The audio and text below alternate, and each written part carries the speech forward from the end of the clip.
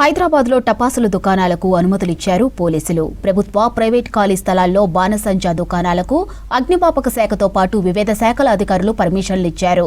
ఈ సంవత్సరం సిటీలో 4000 దుకాణాల ఏర్పాటుకు ఆన్లైన్లో దరఖాస్తు చేసుకున్నారు వ్యాపారులు. ఇక క్షేత్రస్థాయిలో దుకాణాలను పరిశీలించి అనుమతులను ఇచ్చామన్నారు అధికారులు. క్రాకర్స్, బాంబులు కాల్చే సమయంలో ప్రజలు జాగ్రత్తగా ఉండాలంటున్న సికింద్రాబాద్ ఫైర్ ఆఫీస్ శ్రీదాస్తో Ram Prasad face to face. వ్యాప్తంగా కూడా టపాసుల దీపాలకు సంబంధించినటువంటి షాపుల ఏర్పాటు, అదేవిధంగా వాటికి అనుమతులకు సంబంధించినటువంటి ప్రక్రియ కూడా ఆల్మోస్ట్ పూర్తయింది. సో మనం హైదరాబాద్ వ్యాప్తంగా దీపావళి టపాసులకు అనుమతుల గురించి, అదేవిధంగా ప్రత్యేకంగా సికింద్రాబాద్ జిల్లా పరిధిలో ఎలాంటి అనుమతులు ఇచ్చారో వీటన్నిటి గురించి మనతో మాట్లాడడానికి సికింద్రాబాద్ డిఎఫ్ఓ శ్రీదాస్ గారు ఉన్నారు. మరిన్ని వివరాలు ఇస్తున్నాం. సార్ చెప్పండి, దీపావళి పండుగకు కొంత సమయం ఉంది. సో పర్మిషన్ ప్రక్రియ ఎక్కడ వరకు వచ్చింది? ప్రస్తుతం దీపావళికి సంబంధించి ఫైర్ క్రాకర్ లైసెన్స్ ప్రక్రియ అనేది దాదాపు పూర్తిగా అయిందండి. దాదాపు ఎవరైతే ఆన్లైన్లో అప్లై చేశారో అటువంటి అప్లికేషన్స్ అన్నిటి కూడా మేము స్క్రూటినింగ్ చేసి, ఇన్స్పెక్షన్ చేసి, నామ్స్ ప్రకారం ఏదైతే ఉన్నాయో అటువంటి వాటికి అనుమతులు ఇవ్వడం జరిగింది. ఏదైతే షార్ట్ ఫాల్స్ ఉన్నాయో అటువంటి వాటిని మేము రిజెక్ట్ చేయడం జరిగింది.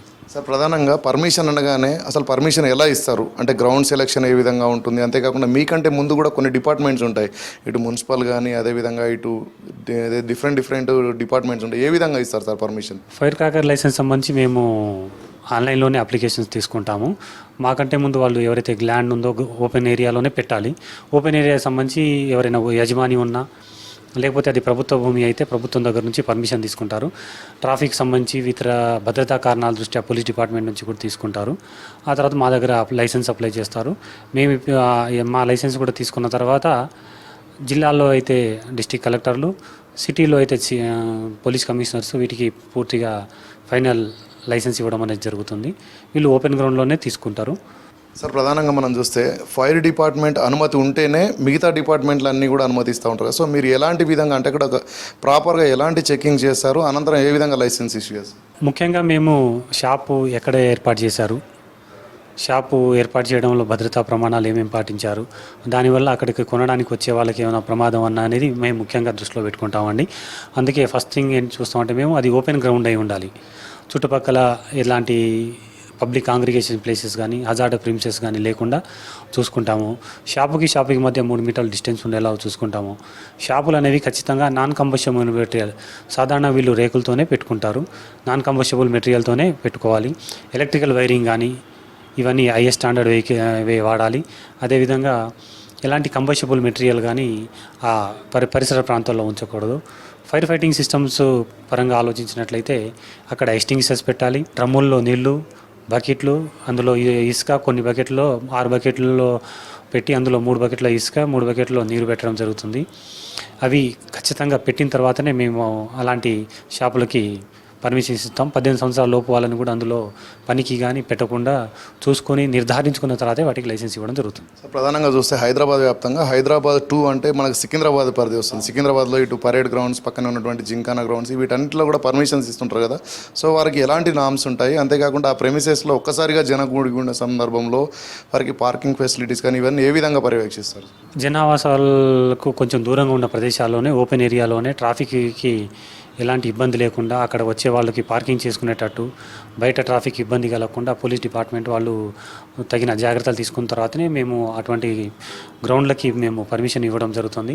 అక్కడ పోయిన తర్వాత అక్కడ వచ్చే వాళ్ళకి ఎలాంటి ప్రమాదం జరగకుండా ముందే మేము ఆ షాప్స్ ఎవరైతే పెట్టారో అవన్నీ విజిట్ చేసి మనం ఏదైతే లైసెన్స్ ఇచ్చామో దాని ప్రకారమే ఉన్నాయా లేదా చూసుకొని నిర్ధారించుకున్న తర్వాత అక్కడే మేము వాళ్ళకి ఫైర్ ఫైటింగ్ సిస్టమ్ ఎట్లా ఆపరేట్ చేయాలో వాళ్ళకి అవేర్నెస్ ప్రోగ్రామ్ కూడా కండక్ట్ చేయడం జరుగుతుంది.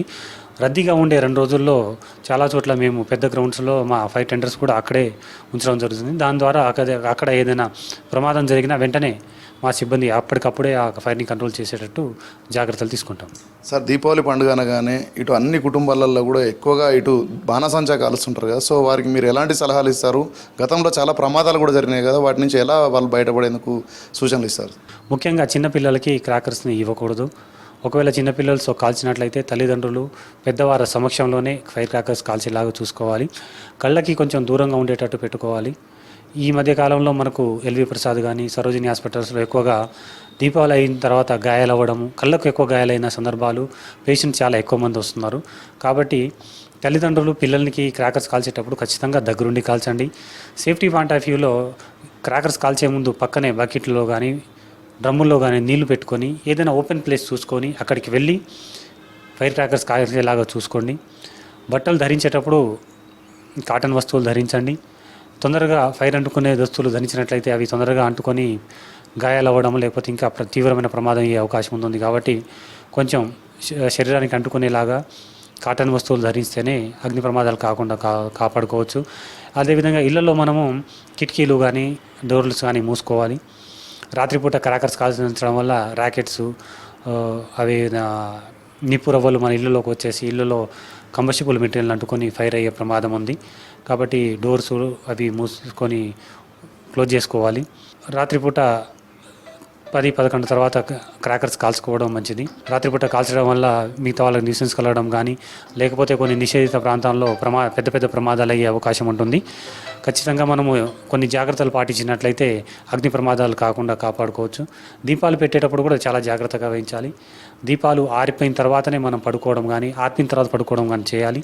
అవి అలాగే ఉండి బయటికి పోయినా పడుకున్నా దానివల్ల అవి ఇళ్లలో వేరే ఏదైనా కంబస్టిబుల్ మెటీరియల్కి అంటుకొని ఇల్లు కాలిపోయి అగ్ని ప్రమాదాలు అయ్యే అవకాశం ఉంది.